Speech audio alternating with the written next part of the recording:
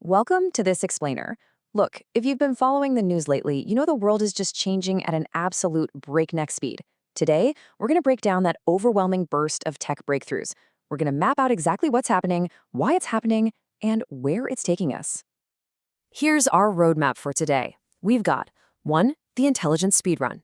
2. The great memory bottleneck. 3. Contagious AI mind viruses. 4.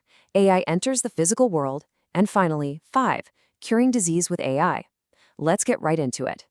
But hey, before we really dive in, I've got to ask, with everything moving so incredibly fast, are you feeling acceleration fatigue? Because honestly, it's a real phenomenon. You wake up on a Tuesday and bam, a new AI model is suddenly 100 times better. Or a robot is out there literally running faster than an Olympic sprinter.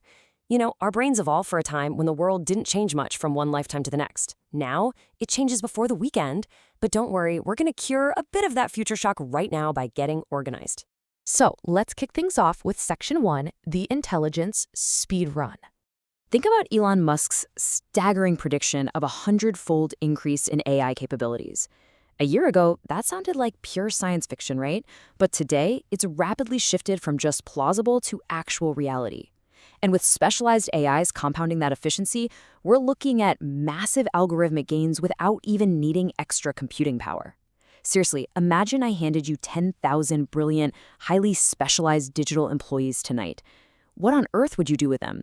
That's the exact scale of acceleration we're dealing with here.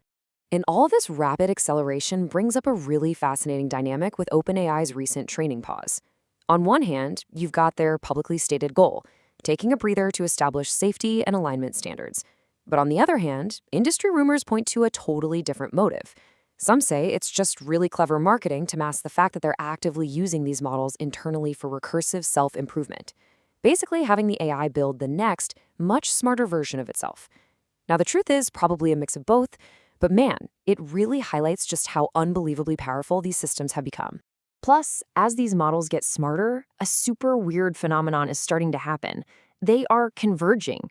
Stanford researchers actually mapped the latent space of the top large language models and found a shocking 98% overlap in their reasoning pathways. 98%! Because they're all training on each other's outputs, using the same synthetic data, they're forming what researchers are literally calling an artificial hive mind.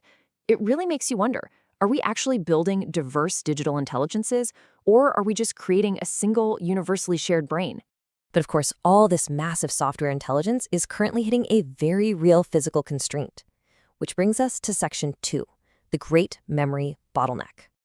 Get this, memory prices have climbed a staggering 500% in just 12 months. 500%. As we step into an era where AI agents need to remember massive context windows, which is effectively like keeping the entire Library of Congress perfectly fresh in their short-term memory, the demand is just aggressively outstripping global production capacity. AI might scale beautifully in software, but right now it is slamming face first into a hardware wall. And here's a really surprising twist to all of this. GPUs actually aren't the primary bottleneck anymore. Memory is anticipated to consume half of all data center infrastructure costs very soon. High bandwidth memory, or HBM, is so vital and in such incredibly short supply right now that ounce for ounce, these unpackaged memory chips are practically worth more than gold.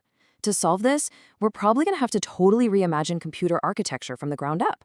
We might even need to start etching AI weights directly into silicon.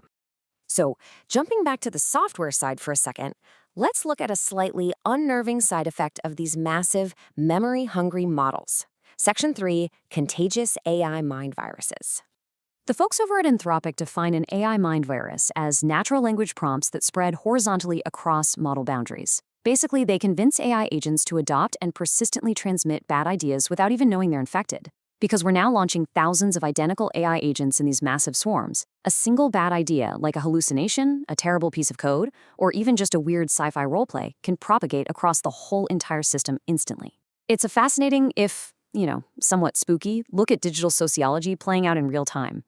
Now, as we expand our focus outward from the purely digital realm, AI is actually gaining a physical body and interacting with our environment. Let's get into Section 4. AI enters the physical world. To see just how incredibly fast robotics are advancing, all you have to do is look at Unitree's newest humanoid robot. It literally shattered the human speed record previously held by Usain Bolt, hitting a top speed of 12.66 meters per second. No way, right? The iteration cycles in hardware are actually starting to match the software loops. By shifting mass around and optimizing for pure leg performance, engineers are pushing physical boundaries way past human limits. And it's not just robots on the ground. Zipline just partnered up with Uber Eats to target an astonishing 1 million autonomous drone deliveries per day. 1 million. This takes futuristic science fiction and turns it into everyday logistics. This isn't some small pilot program, we're talking about foundational infrastructure. So instead of adding more cars to crowded roads just for a quick fast food run, your dinner is just going to pop over the mountain and drop right into your yard. How wild is that? Finally, let's slow things down a bit and look at the most deeply personal sphere of impact, our own biology. Section 5, Curing Disease with AI. Companies like Moderna and Merck are actually taking 3 very specific steps to build personalized mRNA cancer vaccines right now. First off, they sequence the patient's specific tumor and blood. Second, an AI model swoops in to analyze that data and identify unique neoantigens, basically finding the absolute best targets for the immune system. And third, they manufacture a custom mRNA vaccine tailored exclusively to that one specific patient's biology. And they do the whole shebang in just 8 weeks. I mean, this is the ultimate bespoke medicine. And the results coming out of these phase 2 trials are absolutely staggering. It brings such an incredibly optimistic, human-centric note to all this wild technology we've been talking about. We're seeing a 49% reduction in melanoma death or recurrence and a 59% reduction in distant metastasis. This is the first phase 3 validation of personalized mRNA immunotherapy. We are essentially taking the exact same technological acceleration we've discussed today and using it to program our immune systems exactly like software. And this whole bespoke approach pairs so perfectly with tools like Idoo AI. It's a general-purpose virtual cell simulator that can predict multimodal biological outcomes purely in silico, meaning on a computer, which completely bypasses years and years of physical wet lab testing. By building a massive digital twin of cellular biology, researchers can predict exactly how a cell is going to react to a new drug without ever touching a petri dish.